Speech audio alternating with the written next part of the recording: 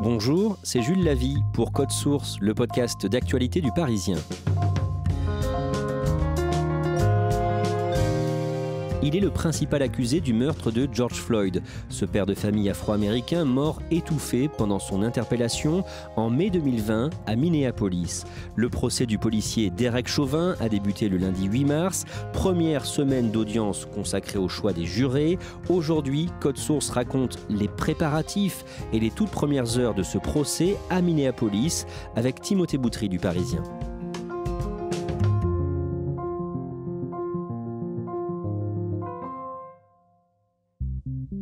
Timothée Boutry, vous êtes parti en reportage pour Le Parisien à Minneapolis début mars pour couvrir les préparatifs du procès de l'un des policiers jugés pour la mort de George Floyd. C'était en mai 2020, dans cette ville du Minnesota, au nord-ouest de Chicago. Et vous avez commencé par aller sur place, là où George Floyd est mort, sur la Chicago Avenue. À quoi ça ressemble aujourd'hui ? C'est un endroit qui m'a fait penser à un mausolée, en fait. Il y a des fleurs, des bougies, des peluches, des dessins aussi, une grande peinture de George Floyd. Il y a des mots qui ont été laissés au sol. Et à l'endroit exact où il est mort, il y a une grande peinture d'ange menotté, face contre terre. Voilà. Donc c'était un lieu assez impressionnant, assez émouvant. Il y a toujours beaucoup de passages, des gens qui viennent visiter, un peu par curiosité, mais aussi pour se recueillir. Pour qu'on comprenne bien, tout le secteur est bouclé par des manifestants, des militants qui dénoncent les violences policières. Dans un périmètre assez élargi de 2-3 blocs autour de ce carrefour, il y a des barrières, des cahutes qui ont été posées. Ils filtrent les voitures qui rentrent, donc les riverains ils rentrent chez eux, mais on ne peut pas rentrer dans cette zone-là où il y a le carrefour George Floyd Square, comme il a été rebaptisé. Et donc c'est une zone en quelque sorte qui a été privatisée, et c'est pour ça que certains s'en émeuvent aussi, évidemment. Et de là, vous apercevez un décompte des jours avant le début du procès. Oui, parce qu'en fait, juste en face de l'épicerie au pied de laquelle George Floyd a poussé son dernier souffle, il y a une station-service, alors qui évidemment ne fait plus office de station-service puisqu'il n'y a plus de circulation à cet endroit-là. Il y a plutôt des bancs qui ont été installés où les gens qui viennent se recueillir discutent entre eux. Et sur le panneau de la station-service, il y a un décompte 7 days, 6 days, 5 days before the trial, donc avant le procès. On égrène le compte à rebours avant le début de cette audience très très attendue. Vous discutez avec un militant d'une association de lutte contre les violences policières, Dave Bicking, membre de l'association Communities United Against Police Brutalities, les communautés contre les violences policières. Et en résumé, il vous dit que les policiers violents sont très rarement condamnés. On se rend compte qu'il y a un énorme problème dans le suivi disciplinaire des policiers, en fait. Et que souvent, des gens qui alertent les autorités sur des comportements abusifs de la part des policiers, ça ne donne rien. Et là, il m'expliquait que sur les 2500 plaintes qui ont été soumises au contrôle interne entre 2012 et 2020, il n'y en a que 13 qui ont abouti à des sanctions disciplinaires. Ça fait 1 sur 200. Lui, comme d'autres, explique qu'il y a une espèce de culture de l'impunité, en fait, au sein des forces de l'ordre, notamment à Minneapolis, en se disant, de toute façon, quoi qu'on fasse, on sera jamais poursuivi. Au-delà de ce militant, les hommes et les femmes que vous voyez à Chicago Avenue, ils sont dans quel état d'esprit à quelques jours du début du procès ? Est-ce qu'ils sont confiants ? Tout le monde s'attend à une condamnation de Derek Chauvin, le policier qui a pressé son genou sur son cou. Mais tout le monde se dit, c'est pas sûr qu'il soit condamné, en fait. De notre point de vue d'Européens, même de Français, on se dit qu'il n'y a pas vraiment de doute. Voilà, on va débattre sur la qualification qui sera retenue, sur la peine, mais que voilà, tout a été filmé, documenté, on voit ce qui s'est passé. À Minneapolis, mais d'une manière générale, c'est ça qui revient sans cesse, en disant, regardez l'histoire, il n'y a jamais eu un policier blanc qui a été condamné pour avoir tué un noir. Et donc, rien n'est sûr. It is our duty to win. We must love and support one another. We have nothing to lose but our chains. It is our duty to fight for our freedom. It is our duty to win. Timothée Boutry, pendant ce reportage, vous avez aussi parlé avec des habitants qui, eux, se placent clairement du côté des forces de police. Oui, alors j'ai vu un militant d'une association qui s'appelle Safety Now, c'est-à-dire la sécurité maintenant. Il ne défend pas l'acte de Derek Chauvin.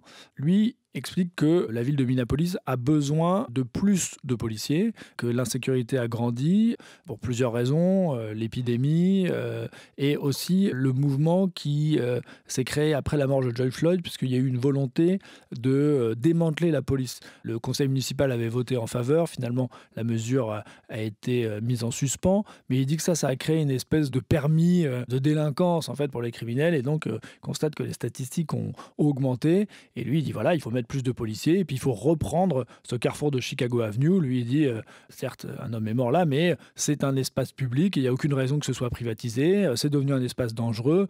2 jours avant le début du procès, il y a un homme qui a été tué par balle quasiment à cet endroit-là, donc ça reste aussi un foyer de délinquance.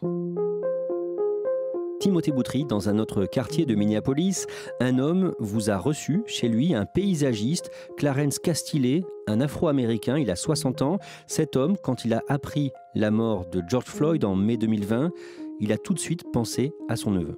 Oui, il a pensé à son neveu qui s'appelait Philando Castillet. C'est un jeune homme qui est mort en 2016 sous les balles d'un policier. Alors, c'était à Saint-Paul, juste à côté de Minneapolis. Et c'est un décès qui avait été beaucoup médiatisé à l'époque, puisque, comme pour George Floyd, il avait été en partie filmé. La compagne de Philando Castillet se trouvait à côté de lui dans la voiture et elle a filmé, en gros, l'agonie de son compagnon en direct. Alors en fait, le policier l'arrête sur une histoire de feu qui ne marche pas, il lui demande ses papiers, il lui donne, et à ce moment-là, Philando Castillet lui dit « Attendez, je dois juste vous prévenir que je porte une arme pour laquelle il a une autorisation. » Et là, d'un seul coup, on voit le policier qui panique, qui sort son arme, qui se met à le braquer vers le conducteur en disant « Ne la prenez pas, ne la prenez pas ». Manifestement, il n'était pas en train de prendre son arme, et ça dure 4-5 secondes, et là, il tire à plusieurs reprises, et on voit qu'il a son t-shirt blanc rougi, qu'il est en train de pousser des râles. Et voilà, et cette scène s'est passée en présence de la petite fille de sa compagne de 4 ans qui est assise à l'arrière. Donc entre les images de la caméra de la voiture du policier et les images prises par le téléphone de sa compagne, on a quasiment pu reconstituer tout son décès. Ce policier, il a été condamné ? Maintenant, il a été acquitté et c'est pour ça que son oncle témoigne à la fois sur ce qui s'est passé pour son neveu et sur cet énorme problème de justice à ses yeux. Il dit on avait tout, on avait les preuves, on avait une vidéo, on avait le témoignage de la compagne, on avait le témoignage de l'autre policier et il a été acquitté. Donc que faut-il de plus ? Le nom de son neveu, Philando Castillet, figure dans un cimetière symbolique, un faux cimetière qui a été créé par des proches de victimes ou des militants. À quoi ça ressemble ? Près de Chicago Avenue, là où George Floyd a été tué, il y a une étendue d'herbe et sur laquelle 130 ou 140 tombes symboliques blanches qui ont été plantées. Sur chacune, il y a un nom, une date, un âge. C'est très émouvant. On voit des gens qui parcourent les allées de ce faux cimetière, tête basse, les yeux rougis. Une jeune femme qui m'a emmené là en me disant « Mais regardez, il y a même une petite fille de 4 ans qui a été tuée là. Qu'est-ce que je raconte à mes enfants ?» C'est vraiment un lieu symbolique très fort de l'endroit où George Floyd a été tué. Hello, Mr. Floyd, this is Timothy, the French journalist. Timothée Boutry, toujours dans l'attente du début du procès, un proche de George Floyd a accepté de vous parler, son oncle paternel, Roger Floyd, une interview réalisée au téléphone parce qu'il habite en Caroline du Nord, le berceau de la famille. Il vous parle longuement alors qu'il est malade. Oui, c'est ça, il appelle au dialogue en disant que les Blancs et les Noirs, en gros, se voient, se rencontrent, parlent, échangent et que si chacun se rend un peu plus compte de ce que vit l'autre communauté, alors on se comprendra mieux, alors on luttera contre le racisme et alors on aura moins cette société divisée, violente. De ce dialogue pourra peut-être émerger une société plus égalitaire. Est-ce qu'il est fier de voir que, bien malgré lui, son neveu est devenu un symbole ? Il me dit, voilà, évidemment, ça me brise le cœur, la mort de mon neveu, je suis dévasté. Mais en même temps, sa mort aura servi de sacrifice et à ce que beaucoup de gens ouvrent les yeux et que peut-être de là jaillira une prise de conscience qui permettra une évolution des mentalités sur ces questions des violences policières et du racisme, qui sont 2 mots qui minent l'Amérique. À l'approche du début du procès, qu'est-ce qu'il en attend, lui ? Lui, il attend évidemment une condamnation de Derek Chauvin, le policier, et de ses 3 collègues qui seront jugés ultérieurement. Il dit, moi, je veux qu'il soit condamné, je veux que justice soit rendue, et au-delà, j'espère une évolution des mentalités.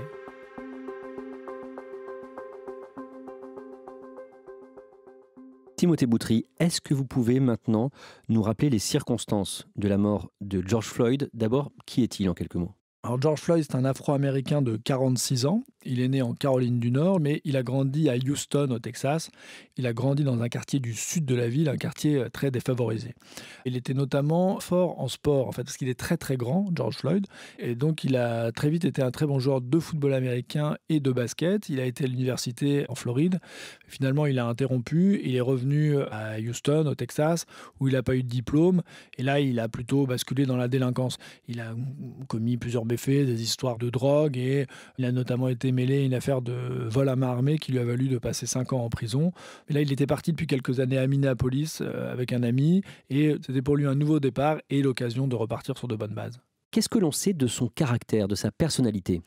Ce que me dit son oncle, c'est qu'il était vraiment très facile de se lier d'amitié avec lui, qu'il était extrêmement chaleureux, et c'est ce que tous les témoins ont expliqué, que c'était vraiment un homme souriant, joyeux, généreux. Il a travaillé pour l'armée du salut, voilà, que certes il avait eu des difficultés, mais qu'il était reparti sur un chemin beaucoup plus vertueux et qu'il était très très attachant. Que se passe-t-il pour George Floyd le 25 mai ?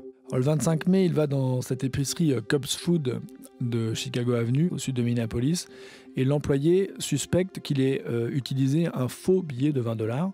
Donc il alerte les forces de l'ordre, et les forces de l'ordre se présentent à cette épicerie. Et là, en fait, ça se passe pas du tout comme ça devrait se passer.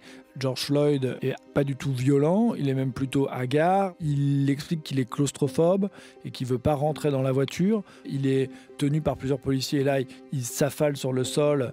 On ne sait pas trop s'il fait un malaise ou il se sent pas bien. Les policiers essayent de le rentrer dans la voiture, il n'y arrive pas. Il se débat pas, mais il est plutôt léthargique, et donc il faut le porter. Donc finalement, il s'assoit au sol et va se mettre en place le processus qui va aboutir à ce qu'il soit maintenu face contre terre au sol par 3 des 4 policiers qui sont présents. Please don't shoot me, please, man. I'm not gonna shoot you. Step on, face away. I'll look you eye to eye, man. Please don't shoot me, man. I'm not shooting you, man. Please, man. Et l'un des 4 policiers appuie son genou sur sa nuque. Oui, il s'agit d'Eric Chauvin, donc le policier le plus expérimenté des 4, qui, pendant 8 minutes et 46 secondes, il va presser son genou sur le cou de George Floyd. Et la scène a été entièrement filmée. Et ce qui a marqué tout le monde, ce sont les propos de George Floyd. I can't breathe, c'est-à-dire je ne peux pas respirer, je ne peux pas respirer. Il le dit au moins 10 reprises. Et il lui dit, mais tu es en train de me tuer. Il en appelle à sa mère, qui est récemment décédée. C'est une vidéo d'agonie. Et autour, il y a tous les gens qui filment, qui disent, mais attendez, arrêtez, il peut plus respirer, ça va pas. Il y a ce policier qui presse son genou sur son cou, 2 autres policiers, un qui maintiennent le dos, l'autre les jambes, un 4e qui écarte les gens qui sont autour, et ça dure, ça s'éternise, et sur le visage du policier, on voit une extrême indifférence. George Floyd a perdu connaissance, à un moment des policiers disent il y a plus de pouls, donc ils appellent les secours, il y a l'ambulance qui arrive, et tout ça est filmé. Les images se terminent quand George Floyd rentre dans l'ambulance, et moins d'1 heure plus tard, son décès sera prononcé.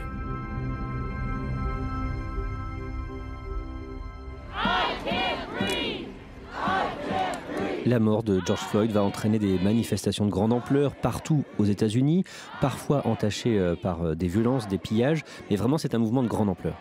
C'est une onde de choc nationale et même mondiale, mais aux États-Unis, la scène a été diffusée partout dans le pays, tout le monde a vu ces images et tout le monde a entendu le son de George Floyd répétant « I can't breathe, I can't breathe ». Et c'est devenu aussi un cri de ralliement dans les manifestations, dans le sillage du mouvement Black Lives Matter qui avait débuté en 2013. Et donc il y a eu énormément de cortèges à Minneapolis bien sûr, mais ailleurs aussi aux États-Unis. If George Floyd don't get it, shut it down! If George Floyd don't get it, shut it down! If George Floyd don't get it, shut it down! Ces manifestations ont laissé des traces parce qu'elles ont donné lieu aussi à des scènes d'émeutes violentes, à des pillages. À Minneapolis, il y a eu énormément de bâtiments qui ont été incendiés.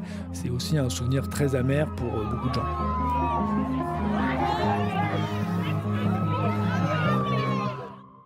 L'homme qui va bientôt être jugé par le tribunal de Minneapolis, c'est donc celui qui a laissé son genou appuyé sur la nuque de George Floyd pendant plus de 8 minutes, Derek Chauvin. Qui est Derek Chauvin ?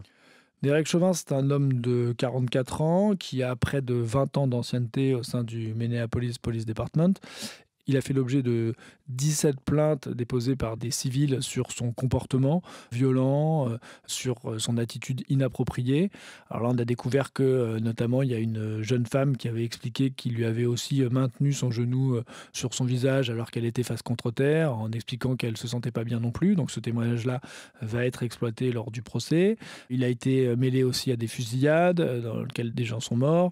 Mais toutes ces plaintes ont donné lieu qu'à 2 lettres de réprimande, donc c'est extrêmement peu. Et plusieurs personnes se disent, mais compte tenu de son passé, il n'aurait plus dû être membre des forces de police au moment où ça s'est passé. Le fait est qu'il était toujours et qu'il a pu se passer ce qui s'est passé. Son ancien patron, le chef de la police locale, qui est lui-même un Afro-Américain, l'a accablé après les faits. Il a dit que c'était un meurtre. Pour lui, il a qualifié, je dirais, pénalement l'acte de Derek Chauvin, et il a aussi expliqué que ce policier avait suivi une formation sur les effets de cette attitude du genou sur le cou, enfin qu'il avait été sensibilisé au danger d'une telle technique d'interpellation. Donc voilà, il savait ce qu'il faisait, c'est ça qu'il voulait dire. D'un mot, Timothée Boutry, pourquoi est-ce que Derek Chauvin ne sera pas jugé en même temps que les 3 autres policiers ? C'est notamment pour des raisons sanitaires, en raison de la pandémie de Covid. Et le juge a dit que c'était pas possible de juger 4 personnes en même temps. Donc Derek Chauvin est jugé seul dans un premier temps. Le début du procès approche, Timothée Boutry. La première audience a été fixée au lundi 8 mars. Et dès la semaine précédente, le tribunal de Minneapolis est transformé en camp retranché. Oui, c'est en plein downtown Minneapolis. Ce bâtiment du comté qui fait face à la mairie est totalement clôturé de barrières métalliques avec entre les 2 barrières des rouleaux de fils barbelés avec des lames de rasoir. Il y a des panneaux en bois qui ont été disposés sur plein de bâtiments du centre-ville. Mais en tout cas, l'accès au bâtiment du tribunal est totalement impossible. Le procès de Derek Chauvin va être filmé. Oui, de manière exceptionnelle dans le comté, le procès sera filmé puisque le public ne peut pas y assister en raison de la pandémie. Et donc, le procès est diffusé en direct, donc il est facilement accessible. À l'extérieur du tribunal, avant même le début du procès, il y a en permanence des manifestations. Quelques jours avant le procès, plusieurs cortèges se sont rassemblés au pied du bâtiment. Il n'y a pas énormément de monde, il faut le dire. Surtout des gens très motivés, membres de diverses associations de lutte contre les violences policières ou de lutte pour les minorités. Et les slogans sont souvent les mêmes. Not justice, no peace. Pas de justice, pas de paix. Et prosecute the police, c'est-à-dire poursuivez la police. Prosecute the police! Justice, no peace! Prosecute the police! No justice, no peace! Il y a vraiment ce discours qui est très prégnant sur il faut que les policiers aussi rendent des comptes et il faut aussi qu'un policier blanc qui a tué un noir puisse être condamné. Timothée Boutry, si Derek Chauvin n'est pas condamné, il y a un vrai risque de violence ? C'est ce que disent tous les gens que j'ai rencontrés. C'est vraiment un symbole, la mort de George Floyd. Ça a dépassé les frontières de l'Amérique. Au sein de la société américaine, où on sait que ces questions de violence et d'inégalité raciale sont extrêmement fortes, un acquittement serait totalement incompris de la part d'une bonne partie de la population. Évidemment qu'un acquittement donnerait lieu à des manifestations de grande ampleur et dont on pourrait penser qu'elles pourraient dégénérer. Il y a là vraiment une énorme crainte. Il y a même quelqu'un qui me dit qu'il n'y aura pas assez de policiers dans tout le pays pour contenir ce qui va se passer. Alors, sans doute là encore excessif, mais ça trahit vraiment une angoisse chez beaucoup de gens. The rampage began yesterday after a jury acquitted 4 white police officers of beating a black motorist. Aux États-Unis, tout le monde se souvient des émeutes de 1992 à Los Angeles, suite à l'acquittement des policiers qui avaient passé à tabac un homme afro-américain, Rodney King. Oui, Rodney King avait été bastonné par plusieurs policiers. Les images avaient été filmées. Il avait reçu des coups de bâton, de matraque et des coups de pied alors qu'il était au sol. Ce sont des images qui avaient, là encore, choqué l'Amérique. Et les policiers qui l'avaient ainsi frappé ont été acquittés. Et ce verdict a donné lieu à des émeutes considérables à Los Angeles, les plus graves que la ville ait connues. On dirait près d'une semaine, au cours desquelles plus de 50 personnes sont mortes et 2300 ont été blessées.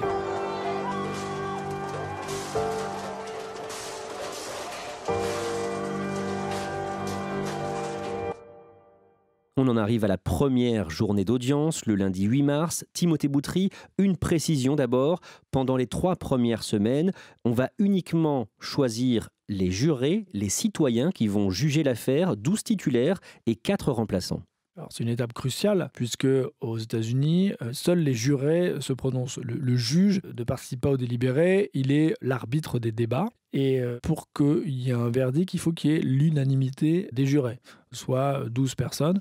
Et évidemment, pour l'accusation comme pour la défense, c'est très important de savoir qui va composer le jury, sachant qu'il faut un jury impartial, évidemment, mais aux États-Unis, on recherche des gens qui n'ont pas eu à avoir connaissance des faits qui vont être amenés à juger. Alors là, c'est totalement impossible, puisque tout le monde a forcément eu connaissance de cette affaire, a sans doute plus ou moins un avis, et à plus forte raison à Minneapolis, dans le comté où ça s'est passé. Les jurés potentiels ont reçu avant l'audience un questionnaire de 16 pages, où on leur demande quantité de choses sur ce qu'ils savent de l'affaire, ce qu'ils pensent du mouvement Black Lives Matter, s'ils sont complotistes. Enfin, c'est un processus qui est long, qui est compliqué. La défense et l'accusation peuvent rejeter des jurés, donc c'est pour ça que 3 semaines sont programmées pour ce débat-là. Mais ce lundi 8 mars, finalement, c'est un faux départ. Oui, c'est un faux départ, puisqu'il va être d'emblée question des charges à retenir contre Derek Chauvin. Là, il est renvoyé pour homicide involontaire et meurtre au second degré. Et l'accusation veut introduire une nouvelle charge qui est le meurtre au 3e degré. C'est moins grave, qu'on est toujours dans l'idée de l'homicide involontaire, mais plus facile à prouver. Et donc pour l'accusation, en quelque sorte, c'est une manière supplémentaire de s'assurer une condamnation, en fait. Et évidemment, la défense de Derek Chauvin y est hostile. Le juge l'avait écarté. Donc là, tout de suite, le juge suspend dès le premier jour l'audience assez rapidement et on se demande si ça va reprendre. Effectivement, ça va reprendre le lendemain, toujours avec ce processus de sélection des jurés. Et finalement, cette nouvelle charge de meurtre au 3e degré a été réintégrée. Et donc, ça fait partie des charges pour lesquelles vont être jugés Derek Chauvin. Et on est toujours dans ce processus de désignation du jury au moment où l'on enregistre ce podcast. Le mercredi 17, 2 personnes qui avaient été retenues comme jurées sont finalement remerciées. Pourquoi ? Oui, parce qu'en fait, ce jour-là, la ville de Minneapolis annonce qu'un accord a été trouvé avec la famille de George Floyd pour leur verser une somme de 27 millions de dollars en dédommagement. Donc c'est un accord qui a été conclu pour éviter des poursuites civiles. Et 2 jurés qui avaient donc été sélectionnés ont indiqué que si la ville considère qu'une erreur a été commise et qu'elle est prête à verser 27 millions de dollars, alors c'est que le policier a vraiment agi d'une manière qui n'était pas correcte et donc ça risque d'influencer ma décision en faveur d'une condamnation. Et donc partant de là et des réserves qu'ils ont émises, évidemment, ils ont été exclus du jury. Et donc voilà, ça fait 2 nouvelles personnes qu'il va falloir trouver toujours dans ce processus de sélection. Timothée Boutry, ça prouve la difficulté d'avoir des jurés impartiaux dans cette affaire qui forcément divise les Américains ? Oui, qui les divise, mais surtout qui les concerne. Et c'est très difficile de ne pas avoir d'opinion préconçue sur une affaire aussi importante.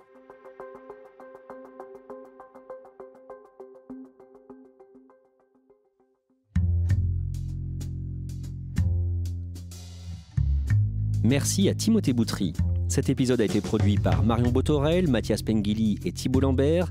Réalisation, Julien Moncouquiol. Code Source est le podcast d'actualité du Parisien, disponible chaque soir du lundi au vendredi. Pour ne rater aucun épisode, abonnez-vous sur Apple Podcast ou Google Podcast par exemple. N'hésitez pas à nous écrire, codesource@leparisien.fr. Et puis si vous aimez Code Source, dites-le nous en laissant un commentaire ou des petites étoiles sur votre application préférée.